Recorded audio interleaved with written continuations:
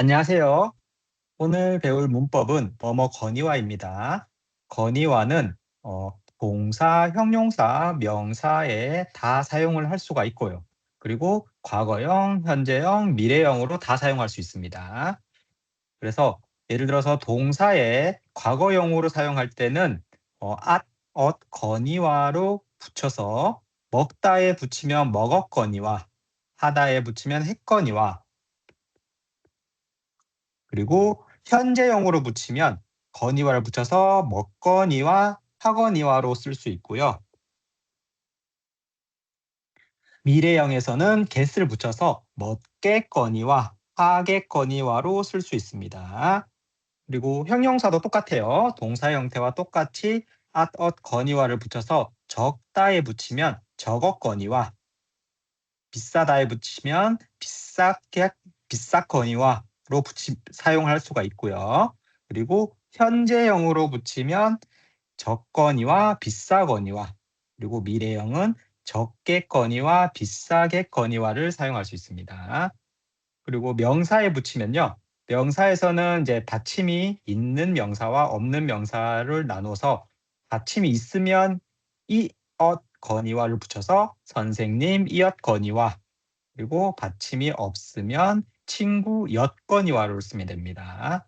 그리고 현재형은 이를 붙여서 선생님 이거니와, 그리고 받침이 없을 때는 친구 거니와 이렇게 쓰면 됩니다. 그리고 미래형도 현재형하고 똑같이 이를 붙여서 받침이 있으면 선생님 이겠거니와, 그리고 받침이 없으면 친구 겠거니와를 사용하면 됩니다. 그래서 형태 변화는 이렇게 되고요. 그리고 이 건의와는 언제 사용하냐면 첫 번째는 앞 문장의 사실을 인정하고 뒷 문장의 사실을 추가할 때 사용합니다. 이게 무슨 말이냐면 앞에 문장이 있어요. 그리고 앞에 문장의 내용이 맞아요. 그리고 그 뒤에 문장을 거기에 추가하는 거예요. 예를 들어서 그는 공부도 잘하거니와 성격도 좋다. 그러니까 그는 공부도 잘하고 그리고 성격도 좋다는 거예요. 두 개를 추가할 때. 그럴 때 이제 건의와를 사용합니다. 또 다른 예는 이 식당은 음식 맛도 좋거니와 서비스도 훌륭하다. 그래서 음식 맛이 좋다. 그리고 서비스도 훌륭하다. 이렇게 두 개를 붙여서 사용할 수 있겠죠. 그리고 날씨도 춥거니와 바람까지 불어서 더 춥게 느껴진다. 이거는 이제 날씨가 춥다. 그리고 바람도 부니까 더 춥게 느껴진다는 그런 뜻입니다. 그래서 건의와는 첫 번째 내 뜻으로 쓸 때는 앞에 문장과 뒤에 문장을 추가할 때, 그럴 때 사용할 수 있습니다. 그리고 추가할 때 사용할 수 있는 건의와는 이제 뭐뭐을 뿐 아니라, 을 뿐만 아니라 뭐뭐는 데다가로 바꿔 쓸 수 있어요. 이 두 가지로 바꿔 쓸 수 있는데 중요한 게 있습니다. 뭐뭐을 뿐 아니야는 동사, 형용사, 명사를 다 사용할 수 있습니다. 자유롭게 다 사용할 수 있어요. 근데 뭐뭐 는 데다가는 이게 동사는 과거형하고 현재형을 다 사용할 수 있어요. 동사는 과거, 현재 다 사용할 수 있습니다. 근데 형용사는 현재만 사용이 가능합니다. 무슨 말이냐면, 자, 형용사는 현재만 사용해요. 이게 왜 그러냐면 예를 들어보면 알 수 있습니다. 자, 예를 들어볼게요. 예를 들어보면, 자, 어제 날씨가 자, 어제 날씨가 추운 데다가 바람도 불었다. 이렇게 쓰면 맞아요. 바람도 불었다. 이렇게 쓰면 맞습니다. 근데 예를 들어볼게요. 과거형으로 바꿔볼게요. 어제 날씨가 추웠던, 잠시만요. 추웠던 데다가 바람도 불었다. 이렇게 쓰면 이건 틀렸어요. 잘못된 문장입니다. 그래서 형용사는 현재만 사용합니다.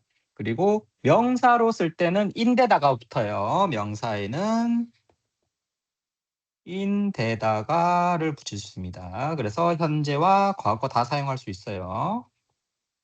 현재 다 사용할 수 있다. 그래서 자, 예를 들어서 그는 똑똑하거니와 부지런하다. 이렇게 할 수 있고 그는 똑똑할 뿐만 아니라 부지런하다. 이렇게 쓸 수 있고요. 그는 똑똑한 데다가 부지런하다. 이렇게 다 사용할 수 있습니다. 그래서 데다가는 좀 제약이 많다라는 걸 알아야 돼요. 뿐만 아니야는 동사, 형용사, 병사 다 자유롭게 사용할 수가 있어요. 자, 그리고 자, 그다음 거늘이라는 표현이 있는데 이거는 언제 사용을 하냐면 건의와와 거늘은 왜 비교를 했냐면 형태가 조금 비슷해요. 그래서 거늘은 앞 문장의 상황이 당연한데 뒷 문장의 상황이 그럴 수 있냐라는 원망이나 대조를 할 때 사용할 수 있습니다. 이게 무슨 말이냐면 예를 들어 볼게요. 자, 짐승 그 동물이죠. 동물. 짐승도 은혜를 알거늘 하물며 사람이 은혜를 모르겠느냐. 이게 무슨 뜻이냐면 짐승도 은혜를 아는데 사람이 모르면 안 된다라는 뜻이에요. 그래서 원망을 할 때 쓸 수 있겠죠.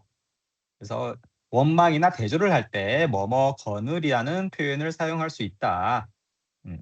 자, 그리고 두 번째 건의화로 사용할 때는 앞의 내용을 전제로 하여 뒤의 내용을 강조할 때 사용할 수 있습니다. 이게 무슨 말이냐면 자, 예를 들어 볼게요. 내가 이미 약속을 했거니와 이제 와서 취소할 수는 없다. 그러니까 이게 무슨 말이냐면 이미 약속을 했어요. 근데 이제 와서 취소할 수는 없다라는 걸 강조하는 거예요. 했으니까 이제 더 이상 취소할 수가 없다라는 뜻이에요. 그리고 그 일은 이미 끝났거니와 다시 거론할 필요가 없다. 그러니까 그 일은 이미 끝났어요. 이게 전제가 되는 거예요. 그러니까 이제는 거론할 필요가 없는 거예요. 하지 말라는 뜻입니다. 그리고 돈도 없거니와 살 물건도 딱히 없다. 그러니까 돈이 없어. 이게 전제가 되는 겁니다. 그러고 쌀 물건도 딱히 없어요. 이걸 강조하는 거예요. 자, 그래서 두 가지 뜻으로 사용할 수가 있는데 첫 번째 뜻, 앞문장의 사실을 인정하고 뒷문장의 사실을 추가할 때를 더 많이 사용합니다. 자, 그러면 연습 문제 한번 풀어볼게요. 연습 문제는 자, 괄호 안에 들어갈 내용을 한번 넣는 겁니다. 자, 이번에 새로 출시된 스마트폰 어때요? 자, 새로 출시됐다는 건 새로 나왔다는 거죠. 새로 나왔다.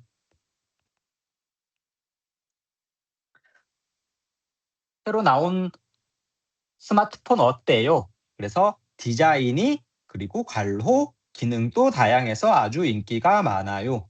자, 디자인이 나왔어요. 그리고 뒤에 기능이 나왔죠. 그래서 디자인, 기능 다 다양하다는 뜻입니다. 그래서 디자인이 예쁘거니와 1번 예쁘거니와 기능도 다양해서 아주 인기가 많아요. 이렇게 쓸 수 있겠죠. 그래서 앞의 내용과 뒤의 내용을 첨가할 때 쓸 수 있습니다.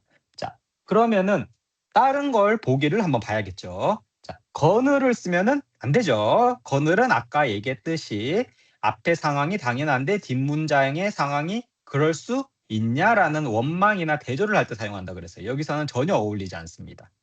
자, 그리고 자, 예쁘다기에 자, 다기에라는 표현은 자, 이유나 원인을 쓸 수가 있겠죠. 그래서 이유나 원인일 때 사용을 합니다.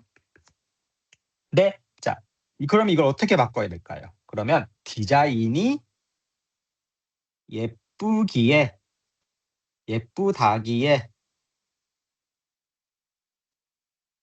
휴대폰을 산 거예요. 그러니까 이유예요. 디자인이 예쁜 게 이유예요. 그래서 휴대폰을 산 거예요. 자, 그래서 이유나 원인일 때 다기에를 쓸 수 있습니다. 그리고 자, 다더니는 대조일 때 씁니다. 대조일 때. 자, 그러면 자, 디자인이 예쁘다더니 자, 어떨 때 쓸 수 있냐면 바꿔보면 디자인이 예쁘다더니 실제로 보니 별로였다.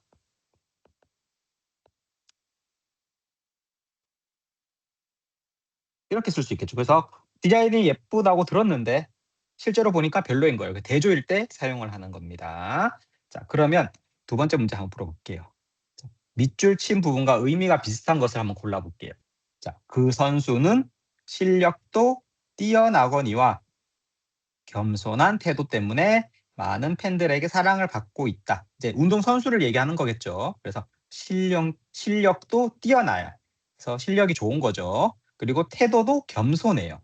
그래서 많은 팬들에게 사랑을 받고 있는 거예요. 그래서 앞에 거와 뒤에 거를 첨가할 때 사용을 하는 건의화를 사용했습니다.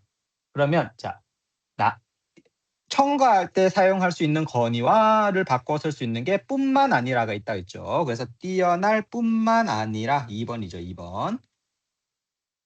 자, 그래서 그 선수는 실력도 뛰어날 뿐만 아니라 겸손한 태도 때문에 많은 팬들에게 사랑을 받고 있다라고 하면 되겠죠. 자, 그러면 다른 보기도 한번 볼게요. 자, 든지는 어떻게 쓰냐면, 자, 든지는 어떤 것을 선택해도 사연관이 없을 때 씁니다. 예를 들어서, 자, 어떤 것을 선택해도 상관이 없다. 이럴 때 사용할 수 있어요. 예를 들어서 어떻게 사용하냐면, 사과를 먹든지, 배를 먹든지 마음대로 해라.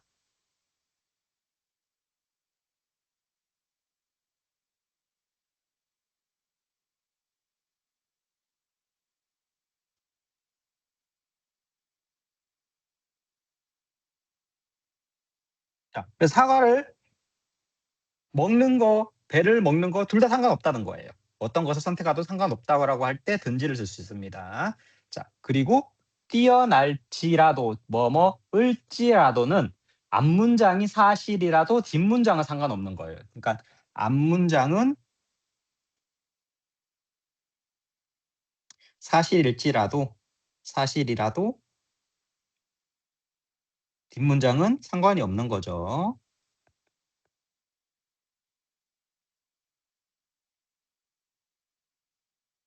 자, 예를 들어 볼게요. 자, 예를 들어 보면 아무리 힘들지라도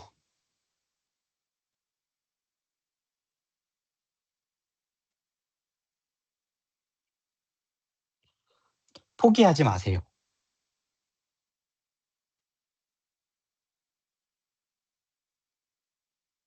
앞문장이 아무리 힘들어요. 너무 힘들어요.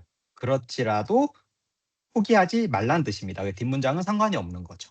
자, 그럴 때 뭐뭐을지라도를 쓸 수 있습니다. 자, 그러면 뭐뭐 바람에는 언제 씁니까? 자, 뭐뭐 바람에는 앞문장 때문에 뒷문장에 부정적인 결과가 생길 때 씁니다. 앞 문장 때문에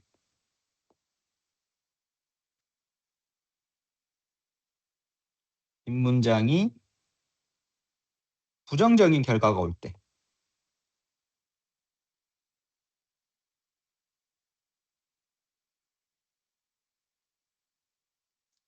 자, 예를 들어 볼게요. 언제 사용하냐면 자, 늦잠을 자는 바람에 지각했어요. 얘는 동사에만 씁니다. 얘는 동사에만 사용을 해요. 자, 늦잠을 자는 바람에